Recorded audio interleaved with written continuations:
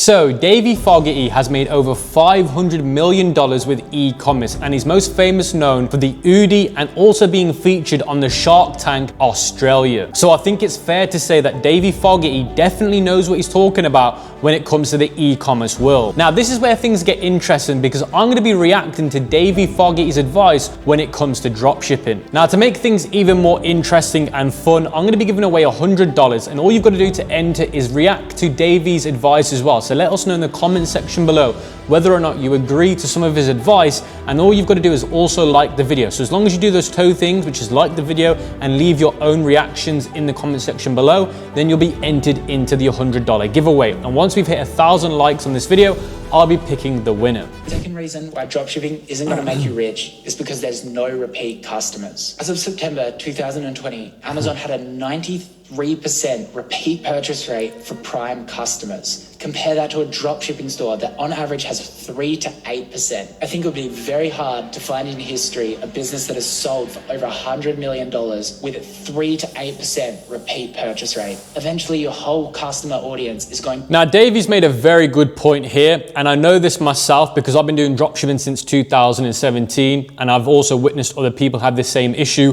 which is LTV, lifetime value, or customer lifetime value, or retention being very bad. So what that means is a customer comes and buys a product off your e-commerce dropshipping store, but they never come back. So the problem is, if you struggle to get repeat customers, your business is likely to fail because it costs more money to get a new customer than it does to occupy an existing customer. And that's why most businesses in the world go bankrupt. Now, the issue with most dropshippers and dropshipping business owners is once they've got a customer, they usually don't care. They forget about them. They don't even think about them. And the problem is they don't realize that that one customer is a key essential to their long-term success. Then what is more important, product or marketing? A lot of people say marketing initially, because without that, you're not going to be able to sell even one product. But when I look at my journey with launching Humming Blanket to getting to 10 million in the first year, I had no idea what I was doing. I was basically boosting posts on Facebook and they would sell out, and they were just like an iPhone photo, and I went crazy. So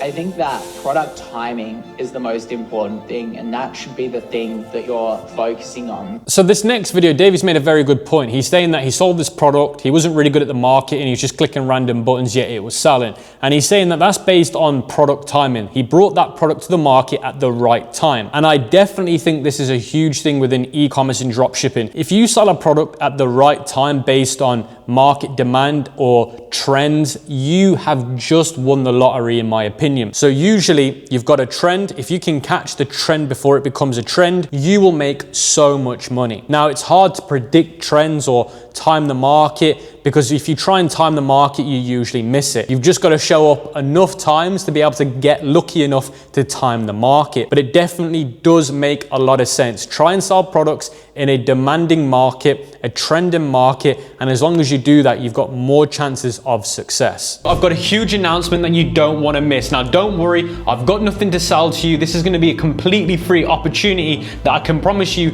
don't want to miss out on. Now, this huge announcement is the Ecom King Bootcamp for 2025. Now, if you don't know what the bootcamp is, it's an event that I ran last year where I was mentoring 1,000 people and I gave away over $25,000 in cash prizes. Now, if we talk about the results that the students in the bootcamp got last year, this is where things get crazy. 7 of them hit $100,000 with their store, and over 100 of them hit their first $1,000 with their Shopify dropshipping stores. Now, basically, I'm going to be running the Ecom King Bootcamp again in the next coming weeks. So this is what I'm saying. You do not want to miss this out, because it's going to be restricted to just 1,000 people. Now, we're going to be doing cash prizes again this year, and we're going to be giving away a minimum of $25,000 divided and split it up to different winners. We're going to be dropping more in-depth video lessons this time that are going to be longer than before, so they're going to be more episodes and the duration are going to be longer. We're going to be doing weekly live calls that are going to be an hour long, so you can learn from me and you can ask your questions. Now, I want to say this again and make it very clear. It's completely free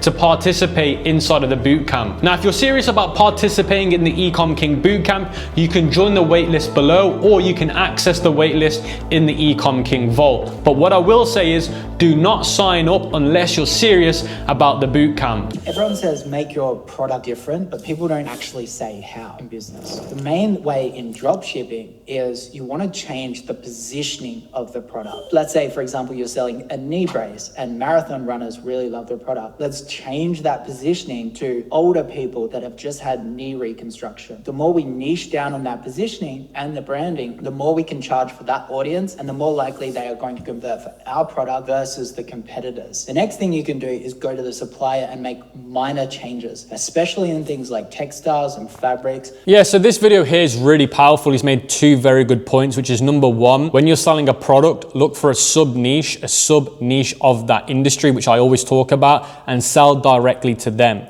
So he's on about the knee brace. The knee brace usually is for athletes, but he's saying, what about when people have just had knee surgery? That is super niche, but people are going to be willing to pay because they're in a lot of pain, they're in a lot of inconvenience, so they'll look to buy anything that could basically slow that inconvenience down or help with that inconvenience. So you're selling to a very niched market which will convert. Now, I always say this, you might not make millions of dollars, but you're more likely to make money than you are not to make money trying to sell with the same saturation as the same people trying to sell it to the mass market. People say e-commerce is dead and retail is coming back, but nothing could be further from the truth. And this is because of AI and autonomous driving. One of the main costs within e-commerce is what's referred to as the last mile cost. So we get the product into the country and then we need to actually send it to another part of the country. Now, for large countries like the US or Australia, that last mile cost can be extremely significant, a large percentage of the product's actual cost to the customer. Let's say we might be buying a product for $10 and the actual last mile cost might be $10 itself. Now, as this logistics efficiencies through autonomous machinery and whatnot can drastically drop that down, suddenly one of the main competitive advantages of these major retail stores, which don't have that last mile cost, will shrink as a percentage. So therefore, you'll become more competitive against the Walmarts and the Costco.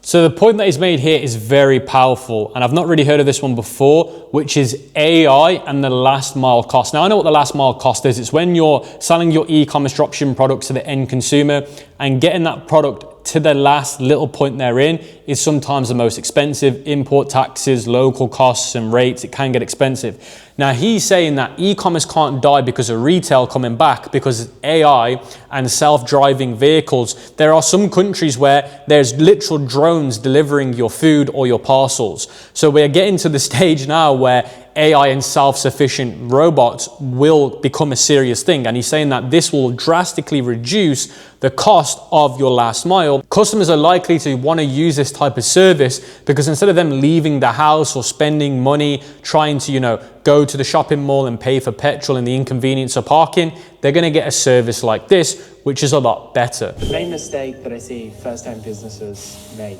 is they don't understand the product. They don't understand how to differentiate their product. They're like, I'm going to create healthier food and therefore people will buy from me. Different is better than better. If you're just trying to be better quality, that is not going to be able to be communicated clearly on social media, and therefore you're not going to be able to convert those customers. Whereas if you completely reinvent a certain restaurant or certain cuisine, it will allow you to attract eyeballs and carve. This is a really, really good point. It's a lot harder to explain to a customer why you're better than it is to explain to them why you're different. Think of it in your own life scenarios. It's very hard on a video camera or on a website to portray why you're better, yet it's easier to portray why you're different. So the key is to not try and make something better, but to make something different. As soon as you can do that, any product that you think of drop shipping, you're going to make way more money. The thing that a lot of people don't realize about e-commerce is not all niches are equal. The niches that have repeat purchase rate or can be very malleable in terms of product selection and product diversification get much higher valuations. This is why like Bondi Sand sells for hundreds of millions of dollars because they're in the beauty niche. This is why Hero Cosmetics sells for like $600 million despite just selling a lot on Amazon, who were diversified, to give them credit. But they just got one of the biggest exits ever because they're in, again, the beauty niche. So the supplement niche can have huge multiples as well.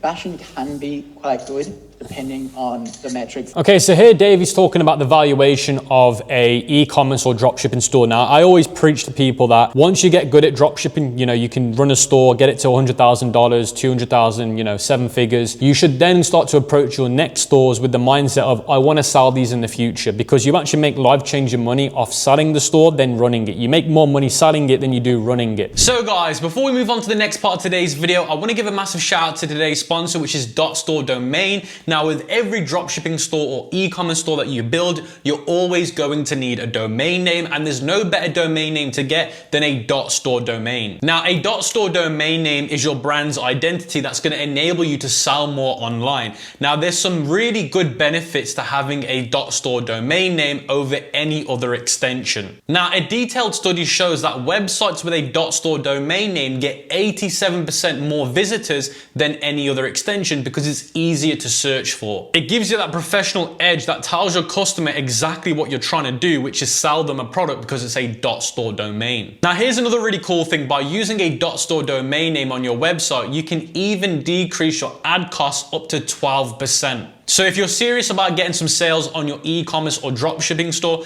then you need to get a .store domain name. Now, if you use my exclusive link, you can get your domain for just 99 cents. So make sure you click the link in the description and in the pinned comment to get your .store domain name, and let's get straight back into today's video. So let's start with the first one. We've got the 60 number of annual tests there with a success rate of 30%, meaning they win 30% of the time. There's a 1% revenue uplift for those winning tests, and therefore we only have 18 winning tests and we get 18% revenue uplift. So let's say we do 60 tests in a year and 30% of them work with that revenue uplift, we're going to get an 18% revenue uplift. If we go all the way down to the extremes of 300, we've got a total of 90% revenue uplift, which means we've basically doubled our business by being very, very aggressive with the volume of tests. I love this video because it emphasizes what I always say to people, which is the more you test, the more likely you are to find some form of success. So a lot of dropshippers, they'll test 1, 2, 3 products and be like, it fails, it doesn't work. Bro, if you actually test way more products, you're increasing the chances of success. Now, it doesn't mean test and be an idiot and have your standards at the bottom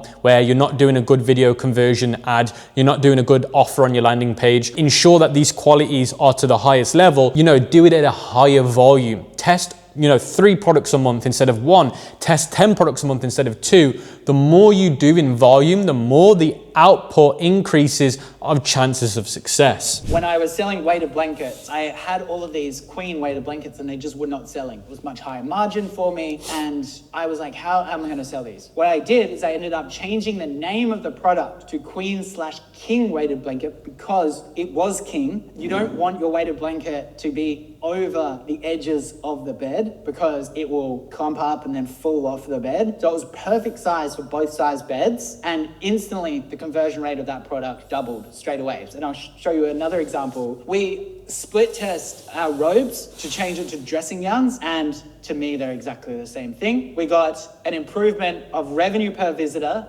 by 40% just with that small change. This is another great point. Incremental changes, A/B testing on your website, landing pages like product names, variants, prices, clearly shows a massive difference. Changing a product from robe to dressing gown increased. Who would have ever thought that? To me, it's the same thing. But again, don't alienate the audience. Make sure that you're A/B testing little increments like that because they make a huge difference, especially at scale when you're doing a lot of volume. What's the main mistake that dropshippers make? I was in the car with a dropshipper the other day who was helping me out with a project, and he was doing, $1,000 a day in revenue. We were talking about why it hasn't gone higher. The number one thing that they need to do is product selection. If you're doing the exact same thing as everybody else, you're going to get the exact same results as everybody else. There's supply and demand. It meets an equilibrium. So in this short, Davie's made a really good point. He's saying that the problem with most dropshippers is they find products that do 1K a day, but then they hit a ceiling and they're like, wow, why can't I make more money than this?